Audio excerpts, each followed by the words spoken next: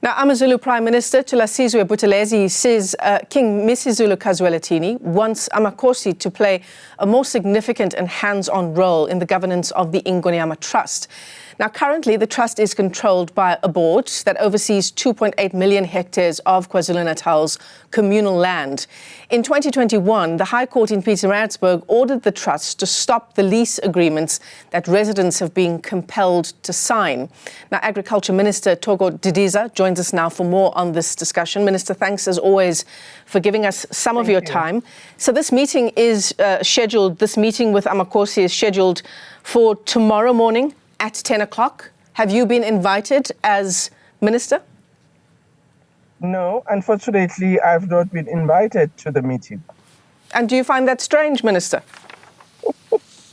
Well, I think given that some of the matters that are going to be raised in terms of what I've seen as an agenda, it is indeed concerning that the department nor the minister was not invited to that meeting. However, we appreciate that Isilo, in his capacity as Isilo, has convened Imbizo of amakhosi. Mm-hmm.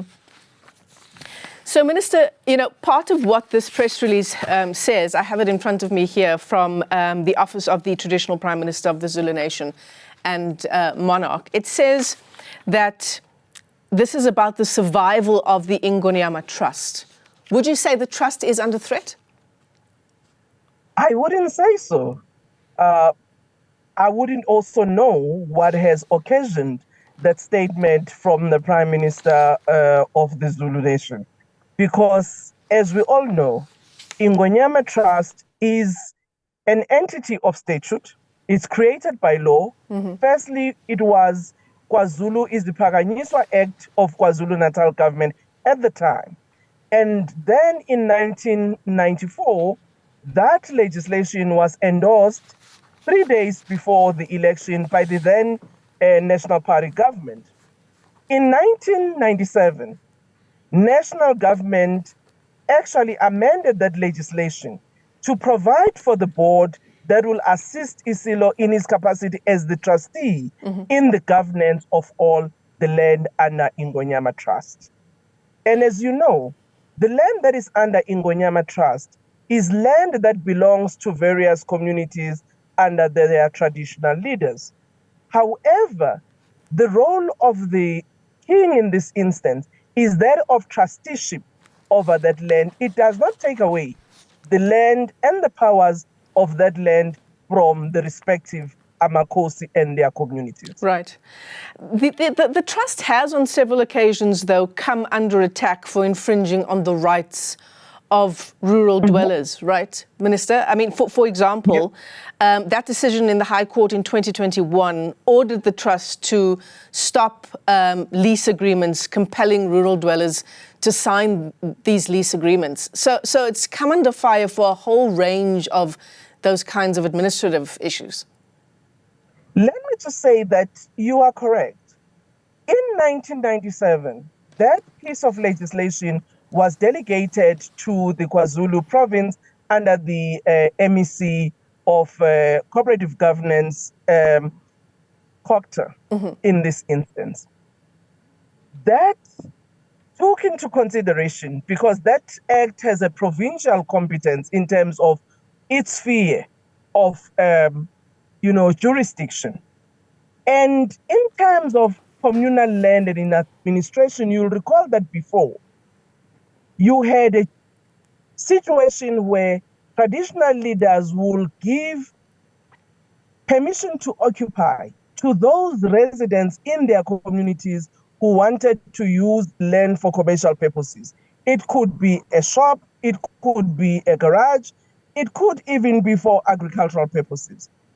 But that PTO was also endorsed by the magistrate in the magisterial area of concern. When that legislation was then amended in terms of the role of the magistrate on the governance of, being involved in the PTOs, then that fell to the responsibility of Minister of Land Affairs, who's holding the land under communal areas in trusteeship.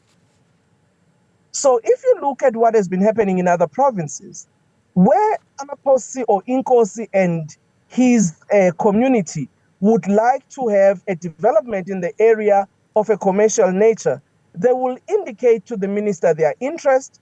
They will then call a community meeting, and our officials will participate to ensure that every member of the community have had a right to express themselves about the said development. And after that, a community resolution will be drawn, and the Minister of Land Affairs will then sign off that lease on behalf of the community. But the money goes straight to the account of the community in that respect. So there is no way where the minister would usurp or has usurped the powers of amakhosi and their traditional communities from deciding on how their land is used.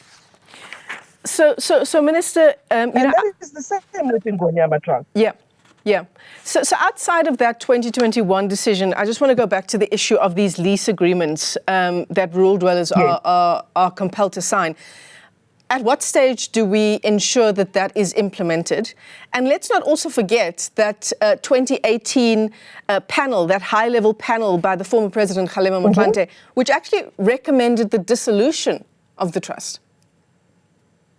Let me indicate, Michelle, that the court was very instructive in its decision because it took into consideration that in 2017, when the Ingonyama Trust Board converted the system from PGOs to leasehold, it dictated me and their communities in those areas governed under Ingonyama Trust.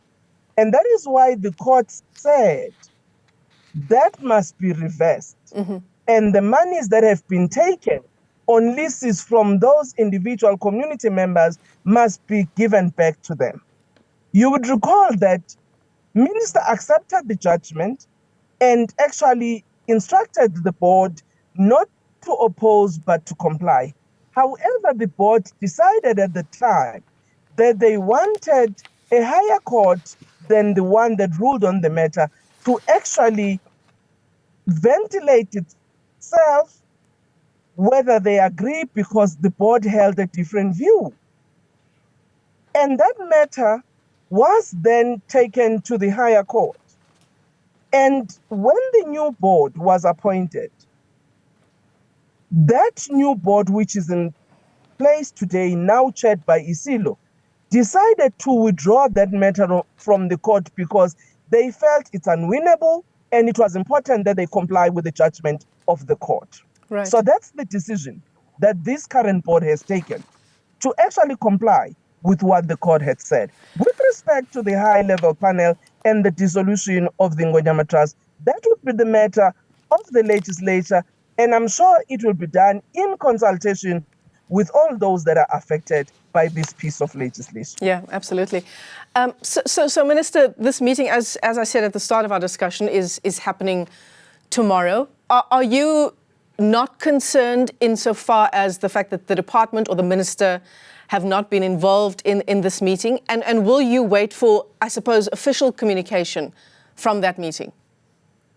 Precisely, I am concerned as a minister because it would have been advisable that where such a meeting is convened, the affected parties, including the department and the minister concerned, is invited to such a meeting. And it's important for me to indicate that the report I had received from the board and from the House is that there was a meeting between this current board and the House of Traditional and Khoisan Leaders of KwaZulu-Natal to indeed share with the House what the Ingonyama Trust Board is doing, how is it working, how do they interface, and or they should interface with the respective amakhosi of the different communities whose land is under Ingonyama Trust. That has been aimed to strengthen the governance, to also strengthen the interface between amakhosi as well as Ingonyama Trust. It's important also that the House has to interface, because in the appointment of the board. There is a role that the House is playing, so as the province, as well as ISILO, in the appointment of the board members. And that is so in order to ensure that governance and accountability is also to those who are impacted upon. Certainly. Minister, it's a week to go before elections, exactly a week. Many, if not most, if not all of the stories we're looking at here at home is through the lens of elections, right? It's probably the most important election since 1994. Are you concerned that the Ingonyama Trust is being used as a politicking tool in KZN? I must say that I would indeed be worried as a minister to actually utilize Ingonyama Trust Board as a political tool, because it shouldn't be. And we must all respect that members of the communities whose land is under Ingonyama Trust are free citizens that would choose their political parties of choice in terms of who they want to represent.